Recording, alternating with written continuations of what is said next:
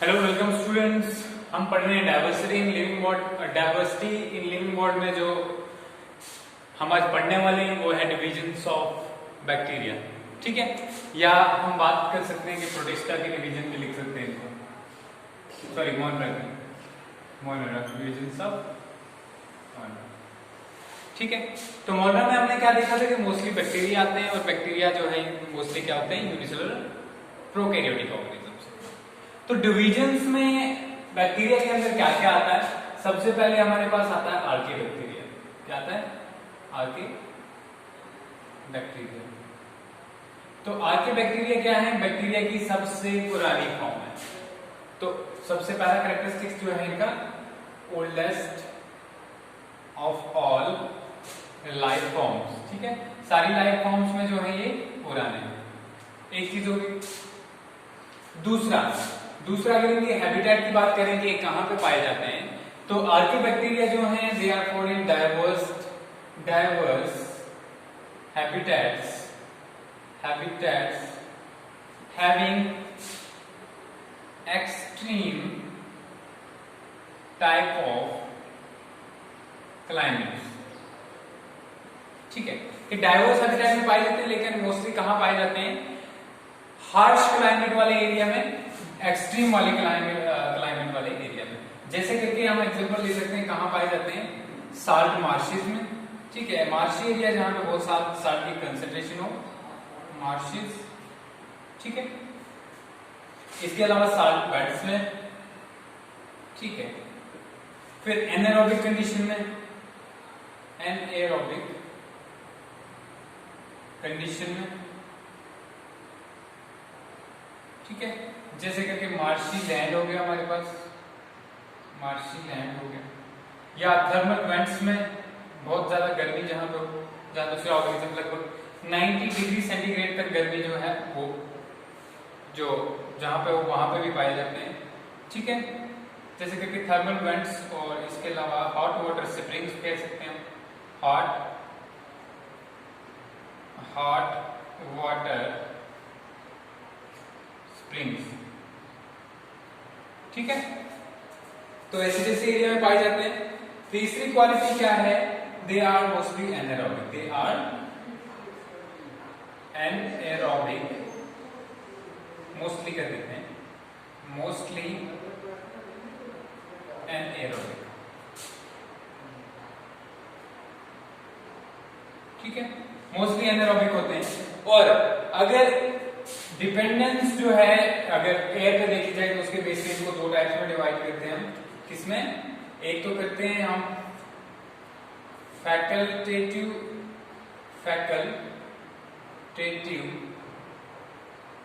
Anaerobes,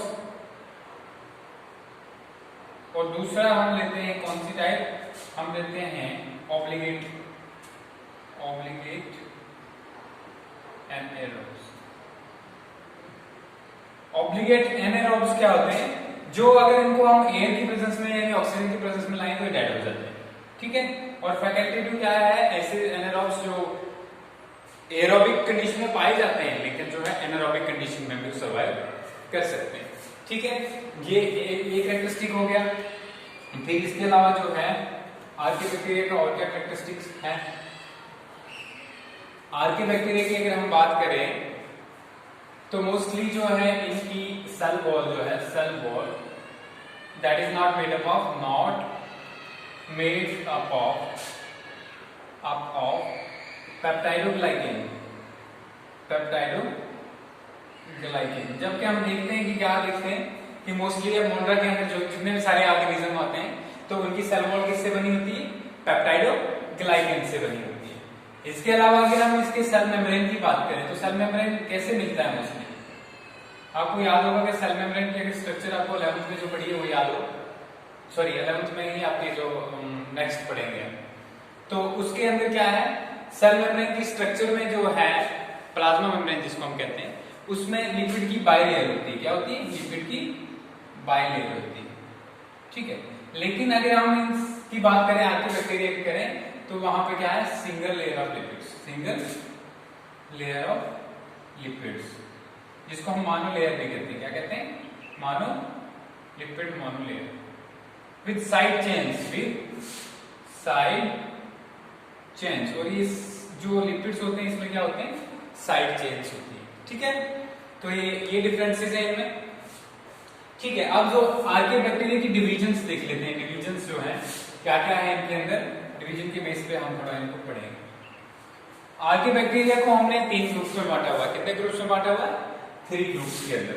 और वो 3 groups क्या है हमारे पास? सबसे पहले है हमारे पास मिथेनोजेंस, मिथेनोजेंस है। दूसरे नंबर पे जो है हमारे पास है हैलोफाइल्स, और तीसरे नंबर पे जो है वो है थर्मो एसिडोफाइल्स। ठीक है, एक एक के कैरेक्टरिस्टिक्स फीचर्स देख लेते हैं थोड़ा। ठीक है, मिथेनोजेंस की अगर बात करें तो these are methane forming bacteria. ठीक है, मीथेन गैस जो है बनाने में हेल्प करते हैं। और नंबर 2 क्या है इनके कैरेक्टरिस्टिक फीचर में? पहला आ गया। दूसरा स्ट्रिक्टली एनारोब्स है। क्या है? Strictly anaerobes. स्ट्रिक्टली एनारोब से क्या मतलब है कि ये बैक्टीरिया जो है वो एरोबिक कंडीशन में जो नहीं पाए जा सकते। अगर एरोबिक कंडीशन में आएंगे तो ये डेड हो जाएंगे। ठीक है, दूसरी बात है कहां पाए जाते हैं? ऑकरेंस की बात करें तो मार्शी लैंग, मार्शी लैंग। ठीक है, एक। दूसरा जो है तीसरे नंबर पे जो है हमारे पास guts of ruminant animals, guts of ruminant animals. ठीक है, guts of ruminant animal, ruminant animals जो है उनके गट्स में पाए जाते हैं। नंबर 4 जो है पैडी फील्ड्स। ठीक है, पैडी फील्ड्स। तो ये जो है ये क्या करते हैं? मीथेन फॉर्मेशन में हेल्प करते हैं। ठीक है, क्या है? मिथेनोजेंस। तो अगर हम बात करें तो ये मोस्टली जो है क्या है? Chemo autotrophs. क्या है? Chemo autotrophs. ठीक है, जो फॉर्मिक एसिड को, formic acid plus carbon dioxide को मीथेन में कन्वर्ट करते हैं। किसमें कन्वर्ट करते हैं? मीथेन में। ठीक है, जब इनके पास फॉर्मिक एसिड और कार्बन डाइऑक्साइड होता है तो इन दो चीजों को किसमें कन्वर्ट कर देते हैं? मीथेन में कन्वर्ट कर देते हैं। ठीक है, तो ये किसके बारे में आ गया? मिथेनोजेंस के बारे में।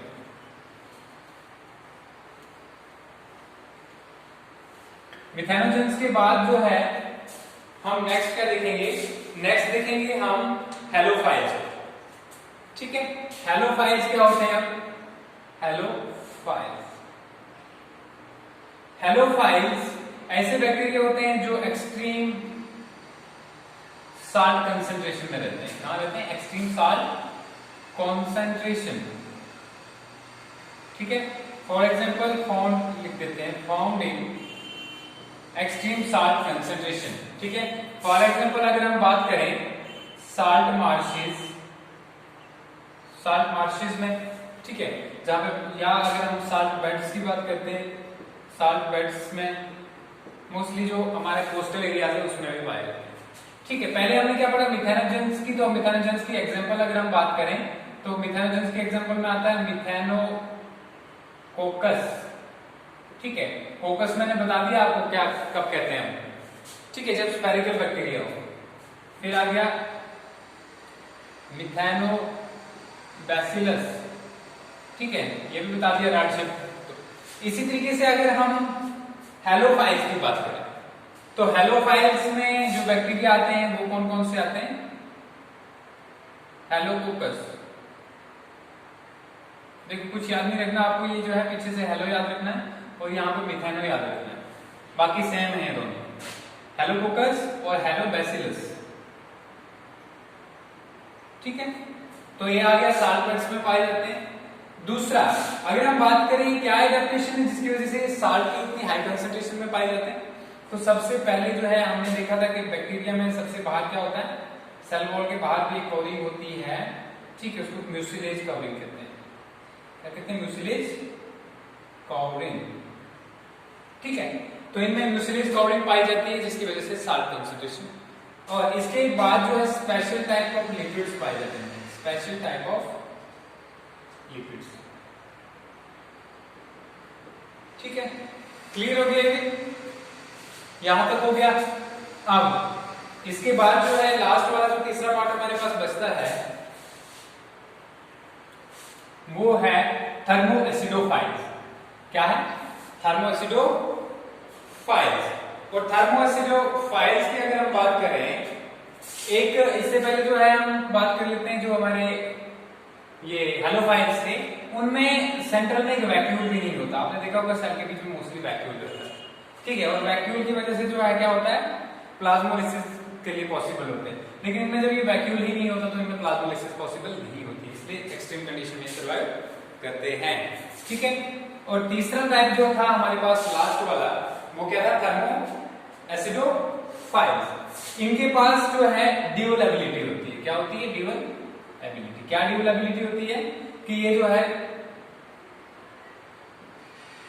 एक्सट्रीम टेम्परेचर में भी रहते हैं, extreme temperature plus extreme acidity, इन दोनों जगह पे पाए जाते हैं।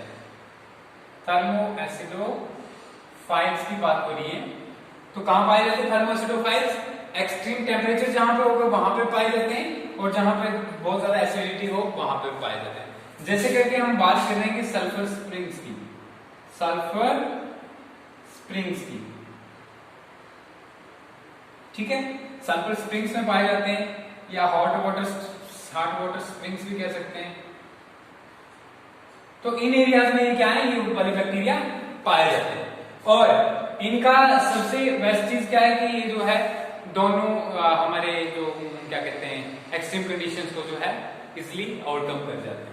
ठीक है, तो रीजन क्या है इसके पीछे कि इनमें जो है फैटी एसिड्स, जो क्या कहते हैं फैटी एसिड, या हम कह सकते हैं लिपिड्स की जो है चेन्स होती हैं। ठीक है, क्या होती है? लिपिड्स की लॉन्ग चेन्स प्रेजेंट होती है। ठीक है, इसकी वजह से जो है ये इनको प्रोवाइड करता है दोनों चीजें। मतलब ये हॉट वाटर स्प्रिंग्स में भी रह सकते हैं और हाई एसिडिटी में भी रह सकते हैं। ठीक है, क्लियर हो गया? ये हमारे पास तीन चीजें थे, और कौन सी थी? ये थी हमारे पास हैलोफाइल्स, थर्मोएसिडोफाइल्स और बैक्टीरिया, ये मिथेनोजन। अगर हम इनकी इकोनॉमिक इंपॉर्टेंस की बात करें, किसकी? आर्के बैक्टीरिया की, तो आर्के बैक्टीरिया का जो इकोनॉमिक इंपॉर्टेंस है, आर्के बैक्टीरिया की इकोनॉमिक इंपॉर्टेंस में क्या आता है? मीथेन गैस बनाते हैं। तो मीथेन गैस आपको पता है कितना इंपॉर्टेंट है। तो गोबर गैस जो है, गोबर से हम गोबर गैस जो बनाते हैं, that is due to methanogens, that is due to methanogens. ठीक है, तो हम बात कर रहे थे, अगर न्यूट्रिशन की बात करें इन तीनों में, तो पहला जो है ऑटोट्रोपिक है। ठीक है, जो किसकी हेल्प से बनाता था? जो बनाता था फॉर्मिक एसिड और कार्बन डाइऑक्साइड की हेल्प से। बाकी दोनों जो है क्या है? वो हेट्रोट्रोपिक है। क्या है? हेट्रोट्रोपिक हैं। ठीक है, जैसे कि थर्मोएसिडोफाइल्स की बात करें तो सल्फर से जो अपनी खुराक तैयार करते हैं। ठीक है, सल्फर की डिकम्पोजिशन। तो ये क्लियर हो गया? ये आगे हमारे इकोनॉमिक इंपॉर्टेंट में भी कि मीथेन गैस की प्रोडक्शन किसकी हेल्प से होती है? आर्के बैक्टीरिया की हेल्प से। अब बात करते हैं हम साइनोबैक्टीरिया की। साइनोबैक्टीरिया को हम कहते हैं ब्लू ग्रीन एल्गी भी, ब्लू ग्रीन एल्गी। ठीक है, अब साइनोबैक्टीरिया जो ब्लू ग्रीन एल्गी है, तो इसमें क्या डिफरेंस और बैक्टीरिया में क्या डिफरेंस है? बैक्टीरिया और इसमें ये डिफरेंस है कि साइनोबैक्टीरिया के सेल्स बड़े होते हैं, लार्ज साइज के होते हैं। ठीक है, एक चीज। दूसरी, ये फोटोसिंथेटिक होते हैं, जबकि बाकी वाले बैक्टीरिया जो है मोस्टली अगर बात करें सिंथेटिक। ठीक है, जिनको हम यू बैक्टीरिया कहते हैं, यू बैक्टीरिया। तो उसकी हम कैरेक्टरिस्टिक फीचर्स कल भी पढ़ चुके हैं पहले लास्ट वाले लेक्चर में। तो फोटोसिंथेटिक जो होते हैं ये इसकी हेल्प से क्या करते हैं? अपनी खुराक खुद तैयार करते हैं। अगर इनकी हैबिटेट की हम बात करें, हैबिटेट की बात करें, तो ऑल टाइप ऑफ हैबिटेट में पाए जाते हैं। All type of habitat, all habitats. जैसे कि फ्रेश वाटर में, फ्रेश वाटर में भी पाए जाते हैं, ठीक है, मैरीन वाटर में भी पाए जाते हैं। इसके अलावा कहां पाए जाते हैं? फ्रेश वाटर, मैरीन वाटर, और पाए जाते हैं साल्ट स्प्रिंग्स में, ठीक है, हॉट वाटर स्प्रिंग्स में, ठीक है। इसके अलावा आइस कैप्स में भी पाए जाते हैं, ठीक है। तो ये बहुत ही इंपॉर्टेंट है। और साइनोबैक्टीरिया की अगर हम इकोनॉमिक इंपॉर्टेंट की बात करें तो बहुत ज्यादा इकोनॉमिक इंपॉर्टेंट है साइनोबैक्टीरिया की, कि इनके कुछ जो है यूनिसेलुलर फॉर्म जैसे स्पाइरुलिना वगैरह है, इसको हम सिंगल सेल प्रोटीन्स के तौर पे यूज कर रहे हैं। Single cell proteins means proteins की जो डेफिशिएंसी है वो इसकी हेल्प से प्रोड्यूस हो रही है। और दूसरा जो अगर बात करें हम बायोमास की, तो बायोमास से बहुत ज्यादा प्रोड्यूस हो सकता है इनसे, ठीक है। तो बहुत ही इकोनॉमिकली जो है इंपॉर्टेंट है साइनोबैक्टीरिया हमारे लिए, ठीक है। तो इसके अलावा जो है अगर हम इनको बायो फर्टिलाइजर्स के तौर पे भी यूज कर सकते हैं। बायो फर्टिलाइजर्स का मतलब जो है कि अगर जो जैसे करके हम फर्टिलाइजर्स यूज करते हैं किसी भी क्रॉप की जो यील्ड है उसको एनहांस करने के लिए, उसकी प्रोडक्शन को एनहांस करने के लिए, तो साइनोबैक्टीरिया को हम यूज करके क्रॉप्स की जो प्रोडक्शन जो है वो एनहांस कर सकते हैं। क्योंकि नाइट्रोजन फिक्सेशन में भी जो है बहुत सारे इसमें से, जैसे नॉस्ट्रोकानाबिना जो है वो किसमें करते हैं? नाइट्रोजन फिक्सेशन में हेल्प करते हैं, ठीक है। क्लियर हो गया? तो ये थे हमारे पास आर्कियोबैक्टीरिया, साइनोबैक्टीरिया। अब हम पढ़ेंगे माइकोप्लाज्मा।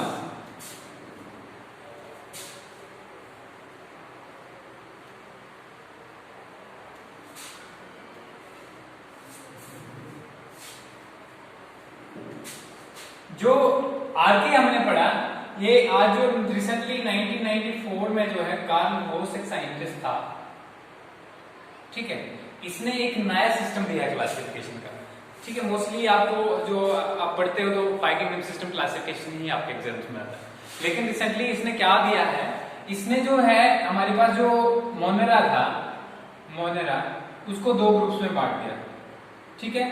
किसमें? और हमारे पास बने 3 डोमेन बन गए। कौन कौन से डोमेन? जो मोनेरा के 2 बन गए, एक बना आर्के, ठीक है, दूसरा बना यू बैक्टीरिया, ठीक है, जिसको हम प्रोकैरियोटा भी कहते हैं, ठीक है, प्रोकैरियोटा को अलग करते हैं। और हमारे पास तीसरा जो है वो यूकैरिया। तो ये 3 डोमेन्स जो है ये क्लासिफिकेशन में अभी इंट्रोड्यूस है, ठीक है, हाई लेवल पे पढ़ते हैं इनको। तो यहां पे जो है हमारे पास माइकोप्लाज्मा है। तो माइकोप्लाज्मा में क्या है? माइकोप्लाज्मा क्या होते हैं? माइकोप्लाज्मा जो है, देखिए डिफरेंट केस है, इनमें सेल वॉल नहीं होता, ठीक है। इनमें क्या होता है? बाहर से सेल वॉल नहीं होता, जबकि प्रोकैरियोट्स में मोस्टली हमने क्या देखा? सेल वॉल प्रेजेंट होता है। फिर आप बोलोगे जब सेल वॉल नहीं प्रेजेंट होता तो इसको एनिमल्स के अंदर क्यों नहीं रखा? उसके पीछे रीजन है, क्या रीजन है उसके पीछे? उसके पीछे रीजन ये है कि इसके अंदर जो ऑर्गेनेल्स प्रेजेंट होते हैं वो मेम्ब्रेन बॉन्ड नहीं होते, मतलब जैसे करके ना ही इसमें प्लास्टिड्स होंगे, ना ही जो है इसमें माइटोकॉन्ड्रिया होगा, ना ही गोल्गी कॉम्प्लेक्स होगा, ये सारी चीजें नहीं होंगी। तो प्रोकैरियोटिक ऑर्गेनेल्स जैसे 70s राइबोसोम्स पाया जाता है, इसमें क्या पाया जाता है? 70s राइबोसोम, और डिफरेंट चीजें पाई जाती है। आइए देखते हैं इसके अलावा कैरेक्टरिस्टिक्स क्या है इसके, ठीक है। कैरेक्टरिस्टिक्स देख के फिर पता चलेगा कि इसको हमने एनिमल्स में क्यों नहीं रखा अगर सेल वॉल इसके अंदर नहीं थी, ठीक है। इनको कभी कभी जोकर्स कहा जाता है, किसका? They are known as jokers, ठीक है। तो यहां पे हमारे पास जो है इनको पीपीएलओ भी कहा जाता है, लेकिन दूसरा मैंने यहाँ पे पीपीएलओ लिखा है। तो इसको पीपीएलओ क्यों लिखते हैं? इसको pleuropneumonia like organisms, like organisms. अभी प्लूरोनिमोनिया लाइक ऑर्गेनिजम्स क्या है? ऐसे ऑर्गेनिजम्स जो निमोनिया की एक टाइप जिसको हम प्लूरोनिमोनिया कहते हैं वो काज करें, ठीक है। तो ये क्या करते हैं? ह्यूमन बींग्स में क्या काज कर सकते हैं? ये प्लूरोनिमोनिया एक बीमारी है निमोनिया की, ठीक है। ये हमारे लंग्स का इंफेक्शन होता है, प्लूरोनिमोनिया, ठीक है, ये काज करते हैं। समझ में आ गया? तो देखिए कैरेक्टरिस्टिक फीचर्स देख लेते हैं इनके क्या है। कैरेक्टरिस्टिक फीचर्स में अगर हम बात करें तो सबसे पहले जो माइकोप्लाज्मास हैं वे लैक सेल वॉल, ठीक है, सेल वॉल नहीं होती इनके अंदर। सेल वॉल के बाद अगर हम बात करें, सेल वॉल के बाद सेल वॉल नहीं होती तो क्या क्या होता है इनके बाद? इनके अंदर जो है सेल ऑर्गेनेल्स जो है वो भी एब्सेंट होते हैं। कौन से वाले? Membrane bound cell organelles. Membrane bound cell organelles absent है तो क्या क्या प्रेजेंट होता है इनके अंदर? देखिए पहले इनकी कैरेक्टरिस्टिक्स लिख लेते हैं। सेल वॉल जो है एब्सेंट, एक चीज। दूसरा हमारे पास जो है membrane bound cell organelles absent, दो चीजें। तीसरा क्या है इनमें? जो इनका न्यूक्लियस है, ठीक है, न्यूक्लियस नहीं कहेंगे हम, इसको कहेंगे हम nuclear material. Nuclear material do not is not enclosed inside the nucleus, enclosed inside the nucleus, ठीक है। न्यूक्लियर मटेरियल जो है वो कहां? न्यूक्लियस के अंदर एनक्लोज नहीं होता है। इसके बाद अगर हम बात करें और क्या होता है इनमें, और जो है हाँ, जैसे जो है nuclear material is not compacted, compact किया नहीं होता। जैसे कि बैक्टीरिया मैंने क्या देखा था? बैक्टीरिया में हमने देखा था सेल के बीच में जो है सारे का सारा न्यूक्लियर मटेरियल कंडेंस फॉर्म है। लेकिन क्लोरोनमोनिया लाइक ऑर्गेनिजम्स की बात करें तो इसमें जो है कॉइल फॉर्म में डीएनए जो है कहीं पड़ा होता है, कहीं पे पड़ा होता है, ठीक है। समझ में आ गया क्या है? Is not compacted. इंस्टेड, इसके आगे लिख लेंगे, इंस्टेड it is scattered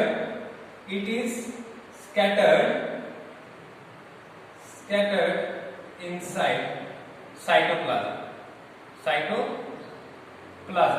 अब दूसरी बात ये है कि साइटोप्लाज्म के अंदर स्कैटर्ड रहता है और राइबोसोम्स बिल्कुल पाए जाते हैं 70s टाइप ऑफ राइबोसोम। तो आपने देखा कितने सारे कैरेक्टरिस्टिक्स जो थे वो मिलते हैं किसके साथ? प्रोकैरियोट से।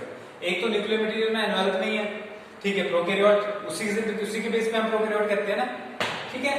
तो दूसरा जो है 70s टाइप ऑफ राइबोसोम, वो भी प्रोकैरियोट्स में पाया जाता है, ठीक है। तीसरा जो है प्रोकैरियोट से डिफरेंट कैसे है?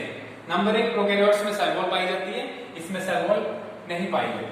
नंबर 2 जो है न्यूक्लियर मटेरियल जो है उसमें कॉम्पैक्टेड होता है, ठीक है, जबकि पीपीएलओ और माइकोप्लाज्मा में कॉम्पैक्टेड नहीं होता है, ठीक है। क्लियर हो गया? इसके अलावा एंजाइम्स की बात करें, एंजाइम कहाँ होते हैं? तो एंजाइम्स मोस्टली जो हैं वो प्रेजेंट होते हैं साइटोप्लाज्म में, प्लस प्रेजेंट होते हैं प्लाज्मा मेम्ब्रेन में, ठीक है। इन दो जगहों पे प्रेजेंट होते हैं। तो ये सारा था हमारे पास जो डिविजन्स थी बैक्टीरिया की, आर्के बैक्टीरिया, साइनोबैक्टीरिया और पीपीएलओ और माइकोप्लाज्मा, ठीक है। ठीक है, मैं इसकी जनरल डिस्क्रिप्शन देता हूं आपको। Divisions of bacteria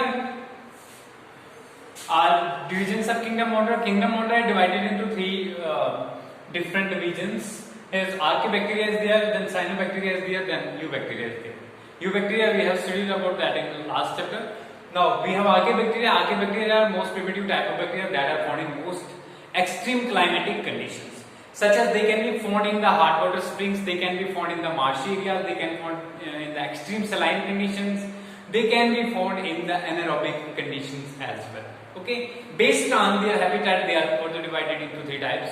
First we can divide them on the basis of whether they live in the anaerobic condition or not, and on the basis of that they are divided into 2 types, that is facultative anaerobes and obligate anaerobes. Obligate anaerobes are those bacteria which cannot survive outside an anaerobic condition, such as methanogens are there.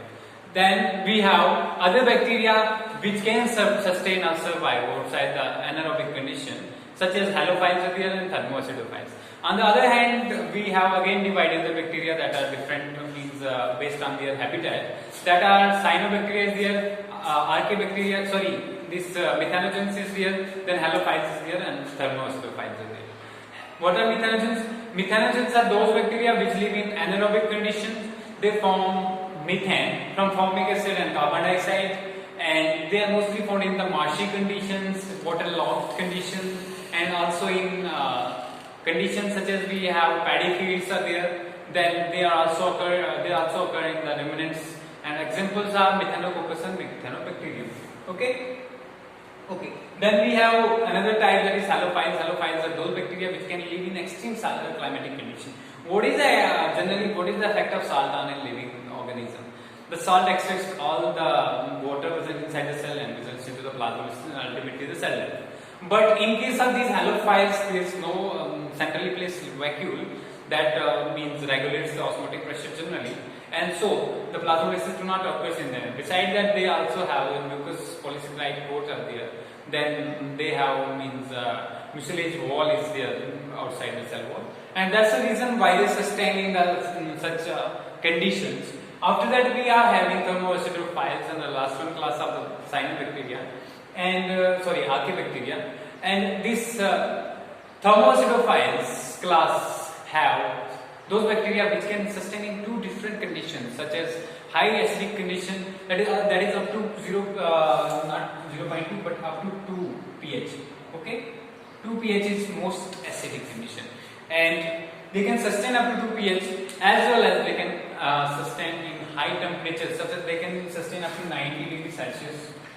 Okay, this is 90 degrees Celsius temperature. They can sustain up to here, and this is the difference between these all bacteria. Okay, now we have again the cyanobacteria, also known as Bluebonella. Okay, these are different from bacteria as they are larger in size, and beside that they are photosynthetic in nature. And because they are photosensitive, they contain pigments such as chlorophyll A is there, chlorophyll B is there, then phycobilins are there, and then we have carotenoids are there. These are different types of pigments present in the cyanobacteria. Okay, then after all, at last we have mycoplasmas. And what are mycoplasmas? Mycoplasmas are also known as pleuropneumonia-like organisms because they cause diseases like pleuropneumonia. It is a type of pneumonia that infects the lungs. And these pleuropneumonia-like organisms, they are prokaryotic. Generally, why prokaryotic? Because there is no nuclear envelope outside this genetic material.